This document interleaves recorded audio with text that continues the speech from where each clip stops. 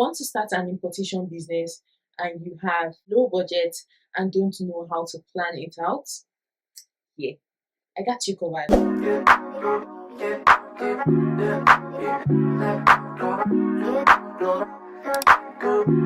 Welcome back to my channel. My name is Oluchi. If it's your first time seeing my face, hi, you're welcome to my channel, and if you're a returning subscriber, thank you for coming back to the channel. So in today's video, I'm just going to give you cost-effective ways that you can use to import from Turkey, China, US. Importing items can be a game changer. However, if you don't do this correctly, you are going to incur more costs on yourself, which will lead to losses in your business if you don't know the right strategies. I'm going to be listing out important strategies, cost-effective strategies that I think you need to get acquainted with before you start your importation business. So if this is something you're interested in, then let's dive into the video. Number one is budgeting. You cannot just say, oh, I want to start importing from Turkey, and you don't know what your budget is like. Like, okay, I know that the market prices might be fluctuating, but then the budget I'm talking about is not even how much you have to buy these items. It has to do with everything. Your budgeting, I would expect that you put your product cost, how much are you going to use to procure those items. I want that budget to also have your shipping cost. I want it to have advertisement cost, your packaging cost, anything that you know will incur extra money from you. You should include it here. You should even also include your profit margin, how much you should be gaining from each item. You should also include your losses, like put the exchange rate, put everything that you know you're going to spend. If you're going to buy packaging, if you have packaging bags or the cartons, include that. If you are also going to be using door delivery, like all those local deliveries, include it. Also know how much every state or location costs for you. Include it. That is going to make you know how much you should really budget for this business. So my second point is to start small and scale up. So I know that a lot of us want to buy in bulk, like, you know, that thing that people tell you, oh, it's better to pay for shipping once. You pay for the shipping once and now have excess stock, and you don't know what to do with this stock. Like, I'm a testimony of that. Like, I can tell you that for sure. Overstocking is not going to get you anywhere. Like, especially when you are just new to the market, you don't have your target audience yet, you don't have your visibility yet, it's going to be hard to sell out those products. Starting small reduces your risk. Like, imagine if I want to start a skincare business and then I now decided to start with Korean skincare. Korean skincare is what is trending at the moment, but then they are always bringing one or two new items. Meanwhile, there are a lot of brands. And imagine buying from that particular brand, and instead of buying like 3, 4 pieces, you are buying like a dozen, 2 cartons. When you don't have the customer yet, I know that because it is hot in the market, you might sell it out. But then this market fluctuates and you don't want to be left with too much stock that you can't sell out. Test out the waters, like make sure you know that, oh, this is what people really want. Then you buy that product in quantum. Like, if I know that, if I buy this rice toner, a lot of people are going to come for it, then I can spend my money on. The third point, which I don't know if people are aware of it, but this third point is group buying. When people just form a group and decide that they want to be buying items. I currently, please, before you guys come to my DMs and comments, I don't have a group for that, but I am aware of such groups. I know of such groups that exist. I'm currently not in any of these groups, but you can check them out. They are mostly on Telegram because Telegram doesn't restrict the numbers of people in a group. You can also find them on WhatsApp. So just try and talk to people that are in the same line with you. This group buying allows you to save cost. For instance, in Turkey, they sell stuff in series. Let's assume I want to buy this shirt and it has 6 pieces.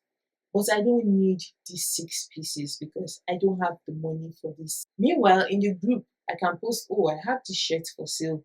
And if there are like 3 persons who want to take two each, they just shuffle it among themselves. If there are 2 persons that want to divide it into two, they just shuffle it among themselves. So that is the essence of group buying. Also, sellers tend to give discounts when you buy in bulk. So if you buy in bulk, you can share it out. There is this popular thing here in Nigeria that I've noticed people doing, and that is buying food stuff. So they go to the market, buy food stuff in bags, or like buy a full goat, a full cow, and they share it amongst themselves.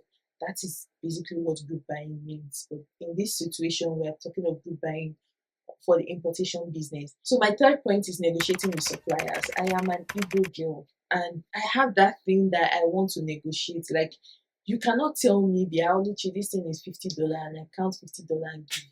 Don't be afraid to ask for discount. You can ask for discount and they don't give you. There's no harm in asking. They are not going to chase you out because you asked for discount. They are not going to remove your head because you asked for this. Your payment method, if you know that, oh, transfer is going to work out better for you, or going to the bank is going to work out for you, or maybe PayPal is going to work out for you, negotiate your way. Find a way that is suitable for both your supplier and yourself. Build a connection with your suppliers because this is how you get the discount. Even with your agent, it's telling you, oh, you have to pay $70.5.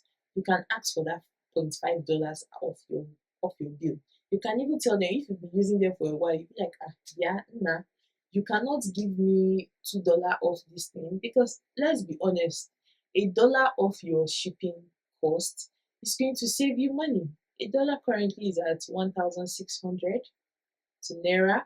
So it's going to save you money. So there might be some days that I don't feel like being asking for discounts because see, every day is not Christmas. Because you ask for discounts today and they give you discounts today doesn't mean that for the rest of your life you'll be asking for discount. Once in a while, just drop it there. My next point is going to be choosing a cost-effective shipping method.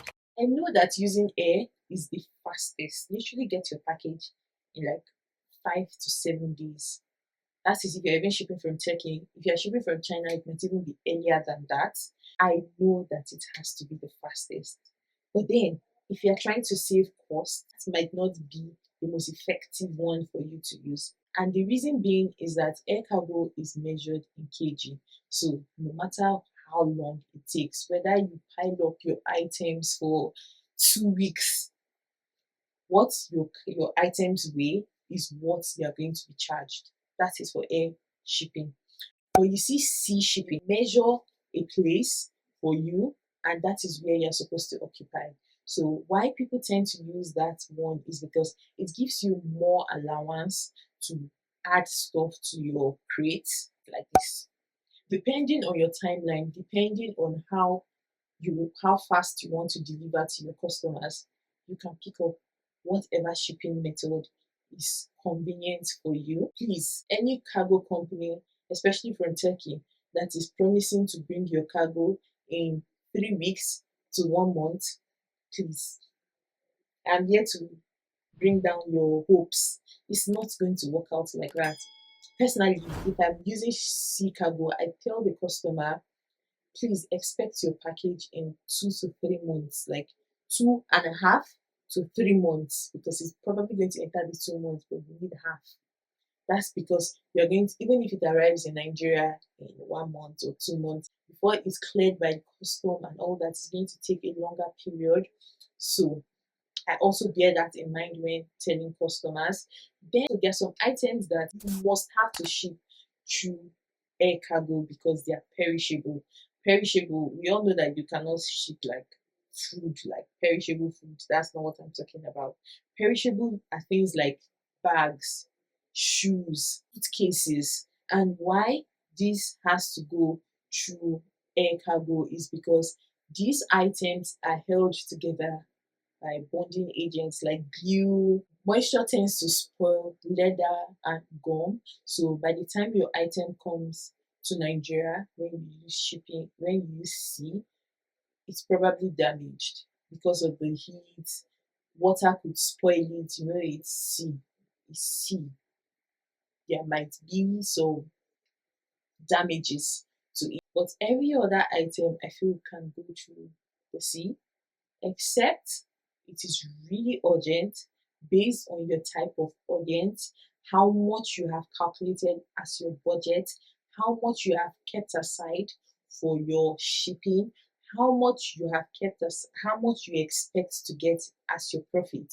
When you have done all that, then please make use of the air cargo if it's convenient for you. Sixth point is packaging.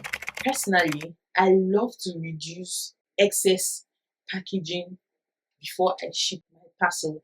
So for instance, if you're buying shoes, you know the shoes come in shoe boxes. All those could be bulky and incur extra weight and space. Imagine packing 20 pairs of shoes and it can't even fit in a regular sized carton that they are using for air cargo, for instance. It can't even fit in it, like, and you then have to pay for that. No, no. So what I do most times, you could talk to your suppliers or talk to the cargo company that they should take out that carton and just put it in a leather bag. So most times Turkish people put their shoes and bags inside a white transparent bag. That prevents it from moisture getting in, from water damage and scratches. So you can opt for things like that just to reduce your cost. Also, if you're buying clothes, I know that hangers are important and necessary, but then hangers also incur weight. Imagine having to ship 15 pieces of clothes, and out of those 15 pieces, 3 kg is going to be used for hanger. Like, why? You could buy hangers here, 3 kg. Bear in mind that this 3 kg, even if you multiply it by the dollar, you also have to multiply it by the naira equivalent to, like, you pay in dollar and pay in naira. You're paying import and export. So even if you multiply for export, you have to pay import dues. So by the time you add that your 3 kg, you must have incurred almost like 10,000 naira. How much is hanger in Nigeria? Like, you can literally go and buy okreka hanger if you don't want to go and buy brand new hangers. Like, there are lots of places that you can get second hand hangers to use. So all those type of things, I don't see the necessity in putting them. For instance, bags, so they're advertising their bags, they stuff in tissues, papers, leathers inside the bag just so that the bag has some form and shape to it. When I'm shipping those items out, I take them off because you might feel it's not going to weigh anything. That 1 kg, 2 kg is extra money for something else. You can add an extra bag for that 1 kg, 2 kg that those papers are going to take. So this point has to be the most important for me, and it is monitoring exchange rates. Like, I cannot overemphasize on this. Monitor exchange rate, especially for we that are in Nigeria. In fact, I'm not going to talk about Nigeria. When I left Istanbul, I think it was at 2,000 Turkish lira yet to $100. As of today, $100 to Turkish lira is 3,366. Exchange rates can have a big impact on your costs. So make sure you keep an eye on the exchange rate and always use the exchange rate when it's favorable to you. For instance, there are days that today dollar can be 1,600, and before we get to Tuesday, it has dropped to 1,400. That is the time we will buy this dollar. Yes, that is the time we will buy the dollar, because you know what is going to happen? The dollar can spike up and go to 1,700, and that item that you thought was 15,000 naira, your agent will tell you that, oh, that item is no longer 15,000 naira, that item now is 20,000 naira. So you have to go and recalculate again. Dollars, pounds, euros, just make sure you stay the trend for those exchange rates, because if you don't know that exchange rate, your business could crumble. And there you have it, guys. These are cost-effective strategies that will help you transit into your importation business any part of the world on a budget. Hope you found these tips helpful. If you did, please make sure to give this video a thumbs up. Also share to anyone who might benefit from it. You can leave your comments down or any questions that you have pertaining this importation business, and I will do well to respond to them. Don't forget to subscribe for more content like this, and yeah, thank you guys for watching. Bye guys.